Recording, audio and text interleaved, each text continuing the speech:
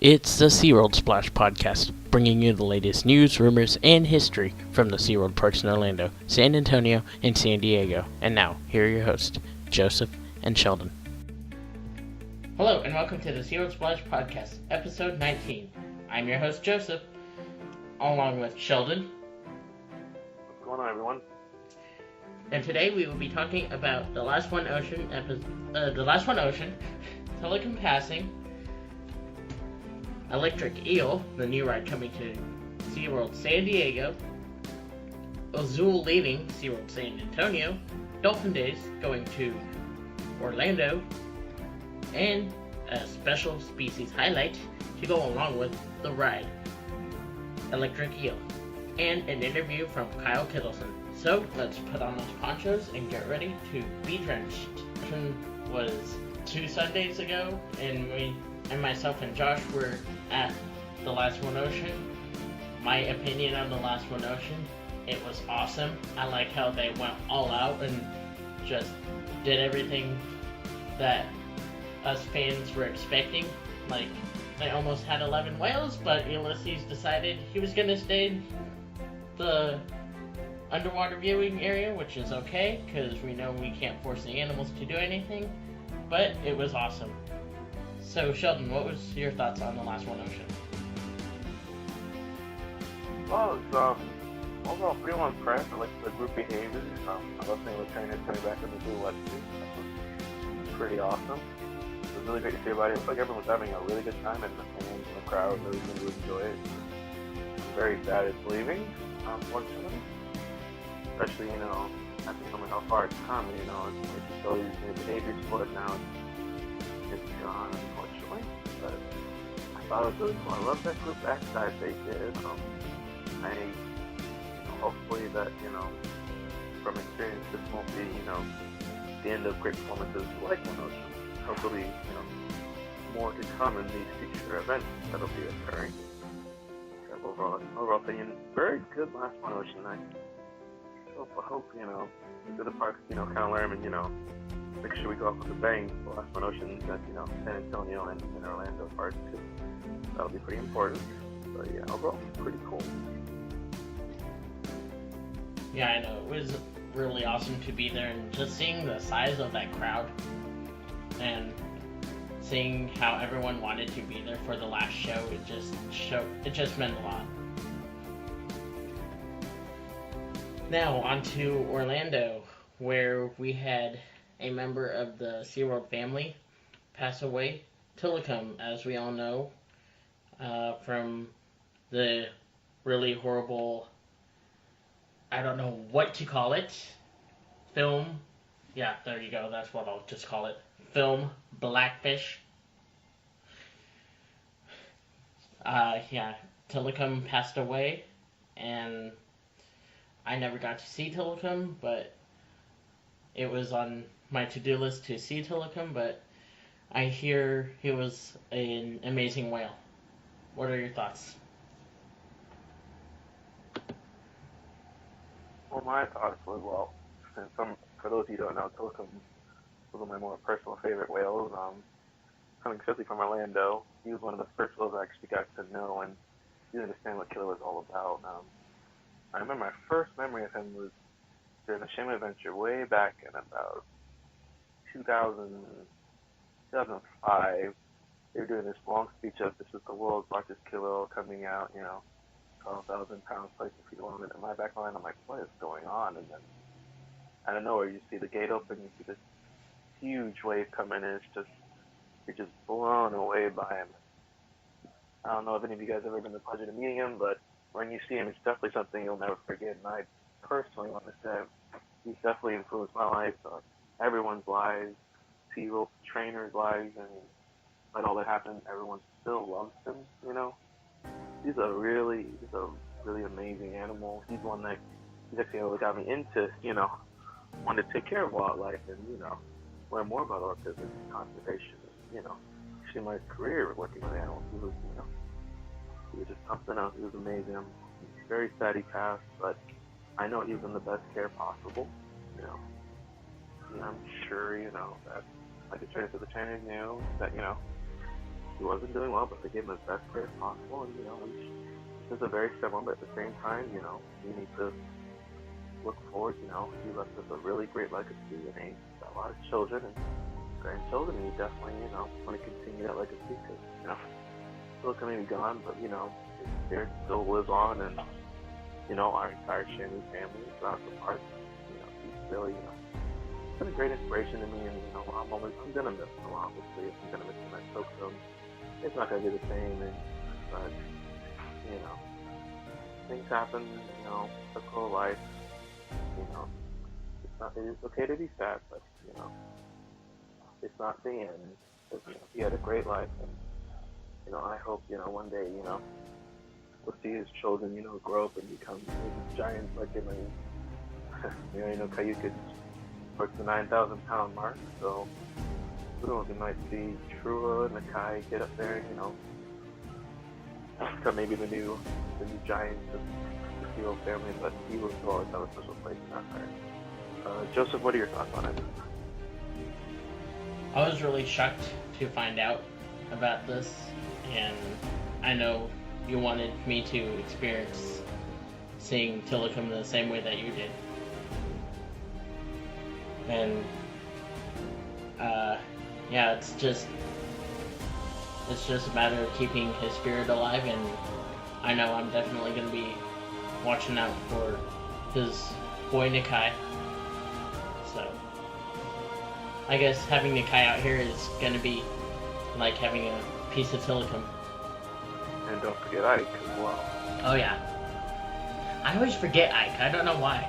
Sorry, Ike. I love you.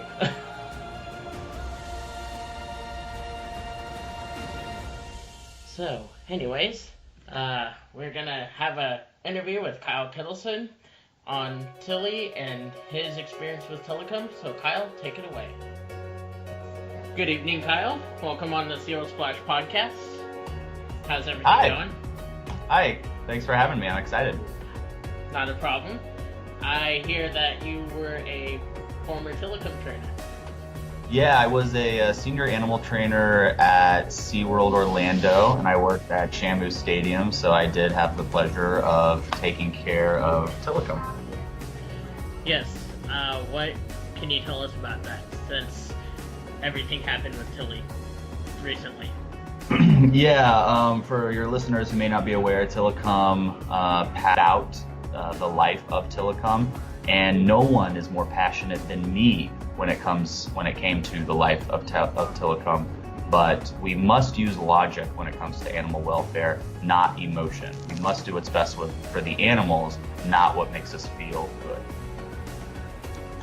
Exactly, and I watched your video of, and I'm sure we've all watched your video of your theory on blackfish and how 80% of it, am I correct? 80% of it was false.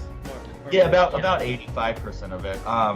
Blackfish is a movie that got a lot of popularity, and it unfortunately got all this popularity for all the wrong reasons. Blackfish is a movie that is designed to make you feel. It's not a movie designed to make you think. It paints a negative and incorrect picture of animal welfare facilities like SeaWorld, and it targets facilities like SeaWorld who care for their animals properly, and therefore the public starts to ignore facilities who aren't caring for their animals properly. There are plenty of facilities right here in America that do not give their animals the best care possible. And nobody's talking about them because we're all too busy worrying about 23 killer whales who have a great life. And so I appreciate the passion that comes with people who are Blackfish fans, but that passion is unfortunately misdirected. And for the people, and that video was released years ago, and I still get messages every week from people who were inspired to do research after watching Blackfish and after watching my YouTube video. And after they did the research, they say, I couldn't believe I was fooled. Once I did the research, I could see that killer whales at SeaWorld is not an issue at all, and it definitely should not be a primary animal welfare issue that money and time and politics are invested in. There are way bigger things to worry about. Exactly. Yeah, and I know that we all miss Tilikum dearly, and I know that SeaWorld is still going to be strong, and they're still going to keep doing their best job that they do with taking care of the whales that they have in their pond. Well, no question that the remaining whales will be well taken care of, but I don't know if SeaWorld will continue to go strong. SeaWorld has handled this false and negative publicity, I think, very poorly. They have not been transparent with the public on what they truly provide and do. Nobody knows. Everybody knows about Tilikum, but nobody knows about the, almost 30,000 animals that they've rescued, rehabbed, and released. Nobody knows about all of the research that they do to help these wild counterparts. This week there was a stranding off the coast of Florida of it was either false killer whales or pilot whales. False killer whales. And I didn't see PETA there assisting with any of the strandings. I didn't see the Humane Society of the United States there assisting with any of the strandings. And if any of those false killer whales survive, they will not go to a PETA facility to be rehabbed and released, and they won't go to an HSUS facility to be rehabbed and released. They will go to SeaWorld, and SeaWorld will spend its own money taking care and paying trainers to rehab and release those animals back into the ocean. So when you are fighting SeaWorld, you're fighting against animal rescue and animal care. And SeaWorld does a terrible job at showing that to the world. They're awful at it. Because if anybody had all of the information, they would come to the same conclusion I came to. But when you don't have that information, how would you come to a different conclusion? So I don't know if SeaWorld will change the way they're marketing. I've been fooled many times with staff changes and different marketing campaigns that have come out to believe that they will change, but I think that SeaWorld will continue on the same path as they have been, and that path is not going to be beneficial for SeaWorld.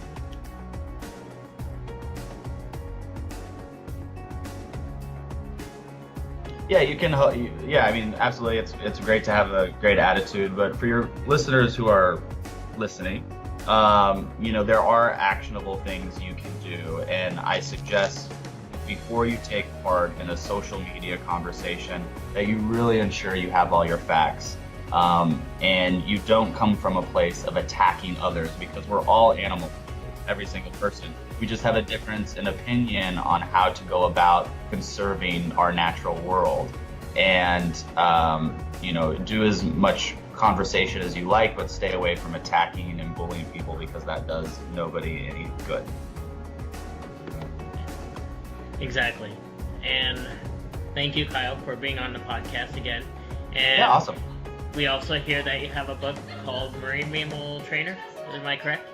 Yeah, the book is called Wear a Wetsuit at Work, How You Can Become a Marine Mammal Trainer. So if you're interested in working in the field of animal care, especially with marine animals, it is a must read. It's like $9 or $10 on Amazon. You can just Google Wear a Wetsuit at Work, WEAR. And you could also go to marinemammaltrainer.com and get a lot of free resources and information on how to prepare for the field of animal care, and also make a difference in the lives of your community. And if anyone ever has any questions, feel free to go to kylekittleson.com and contact me through my website, or all my social media is at Kyle Kittleson. Thank you, Kyle. Yeah, awesome. Thanks. Thank you, Kyle, for that amazing interview. And now we are jumping to San Diego for some attraction news. We have a new attraction coming to San Diego, a new ride actually, called Electric Eel. Yes, there was a promo video of it during the last One Ocean, and I'll check it out, see what's happening with that, but personally I'm gonna check out Orca Encounters, see what's happening with that. But yeah, Electric Eel is set to break the waves in 2018. What are your thoughts from seeing the promo video? I mean, personally, I mean, I'm not a huge roller coaster fan, but it looks interesting and exciting. Not sure where they're actually going to put it in the park, but it's probably going to be pretty entertaining and probably real thrill-seeking if you like that kind of stuff. I mean, so first I would have saved my money. Oh, I don't know, maybe like the Blue World project, something like that. Just personal answer. You know, like Blue World or Spanish, something better. But that's their choice. You have to respect that, unfortunately. But I mean, like I said, all things deserve a chance. So we'll give it a chance to see what happens. You know, might be a whole new experience. We'll see. Joseph, what do you think? My thoughts? Sorry, Joel Manley. Sorry, roller coaster fans, but don't make SeaWorld a ocean-themed Six Flags. If you're gonna make an ocean-themed Six Flags, why don't you go touch Six Flags and make that ocean-themed? Okay, we'll leave Six Flags to being the roller coaster park. So yeah, that's my take on this. And then, of course, on to San Antonio. Pew, pew, pew, pew, pew. We have a show that just left in San Antonio, Azul, as you all know. The show with Pacific white-sided dolphins and belugas. I have no idea what they're going to be putting in place of that show, but we will keep our eyes and ears open, and if you guys have anything on that, please let us know. And email us. That information for email and contacting us will be at the end. And then we also have Dolphin Days going to Orlando. My thoughts on this, I'm excited to see what Orlando's gonna do with their twist for Dolphin Days. Sheldon, what's your take on Dolphin Days going to Orlando? Well, I will admit, I'm a little bit excited, a little bit nervous about what's going to happen. I've seen Dolphin Days on YouTube at San Diego, and it seems like a really big hit. I think it'll be pretty good in Orlando. I'm a little worried because I do like kind of like the dive team during Blue Horizon. I kind of said that they'll probably be going, but at the same time, I know the Dolphins and the Pilots will get plenty of showtime, and I don't think it's all going to be a disaster, but a lot of fans are going to be sad because Blue Horizon is a very popular show over in Orlando for Orlando fans out there, and probably San Diego fans out there. You guys probably have seen Blue Horizon and we've always wanted to see it.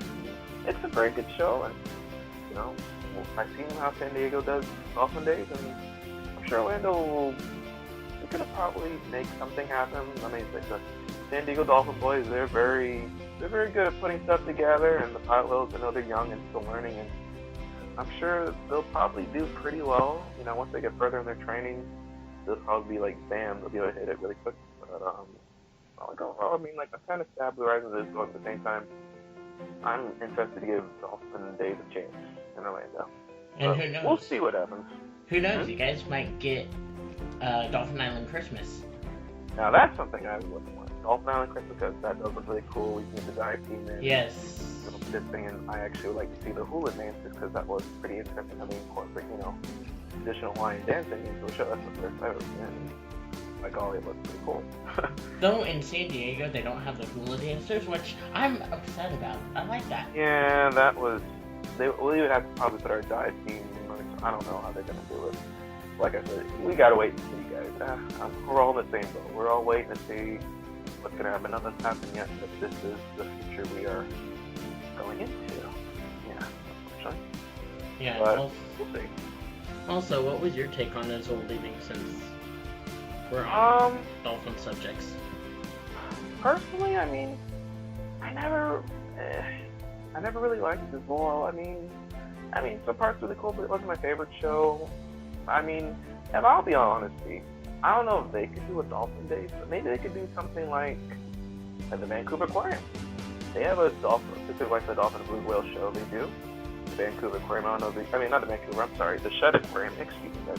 The Shed Aquarium does a interesting Blue Whale and Pacific White-Side Dolphin presentation. I mean, perhaps they could do something like that with a screen, maybe. Who knows? I don't know what they're gonna do. I mean, Blue Whales are pretty good performers, but when I was aerial as say a spawn dolphin, but I mean, we'll see. Yeah, Zool wasn't my favorite show, and no offense, I couldn't quite understand the storyline. I mean, I felt like it was kind of like trying to be like Blue Horizon, but not quite. You know, I mean, yeah, I have to see what they're gonna bring next for it. I don't know. But man, it wasn't my favorite show, so not too sad. I'm sorry, guys, not too sad. It's going. What do you think, Joseph? I mean, my opinion's not always correct. I don't know. Since I'm not a big fan on San Antonio, I'm just gonna leave my comments out. But I'll see what they put in. Alright, and on to species highlights with the electric eel. Sheldon, take it away. And now, ladies and gentlemen, it's time for Species Highlight. The plot of the show where one person explains the other about certain species, their habitats they come from, and their relatives, of course. Today's Species Highlight is to highlight a very special creature depicted in our episode, the electric eel. Well, folks, let's start this off quickly. What is an electric eel? Well, first of all, it's not an eel. It's actually part of the knifefish family. What's a knifefish? It's a group of species of fish that live in South America and Africa. They have very long, elongated bodies, a long anal fin, or the bottom fin that runs along the bottom of their bodies. They're usually toothless and can range in length from about a couple inches to about 4 feet long. For an electric eel, these guys get about 8 feet long, weigh about 50 pounds. They have no teeth, but they have two very large electric organs in their bodies. These organs, when contracted, produce almost 800 volts of electricity. And that's how they obviously stun their prey. And once the prey's stunned, they can go and vacuum it up and eat it. Because, well, electric eels don't have any teeth and it's not really powerful, and, you know, they don't want to injure themselves. They don't use electricity for defense and attack. They use it as a navigation. You see, electric eels come from South America. The waters are usually murky and you can't see very well. So electric eels send out small, very minute pulse of electricity, like an echolocation. It creates an image of what's ahead of them. They can navigate in the murkiest waters and won't get lost. And another added feature, these guys can breathe air. So during droughts or times where water is scarce, they can stay in small, stagnated pools and breathe air and can survive the droughts. Sometimes in these little pits, you have over 100 electric eels all piled up on each other. Of course, it's very dangerous because if you were to fall in, well, electric eels can electrocute you and it can stop your heart.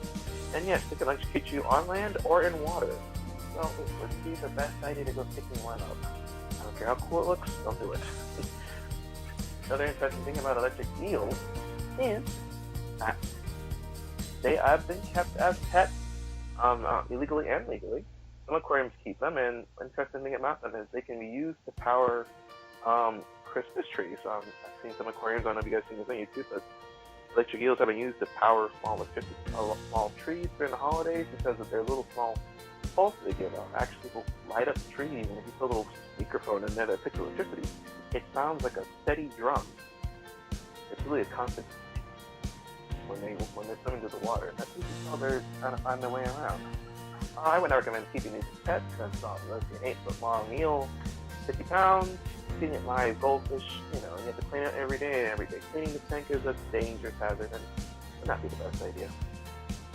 But, yes.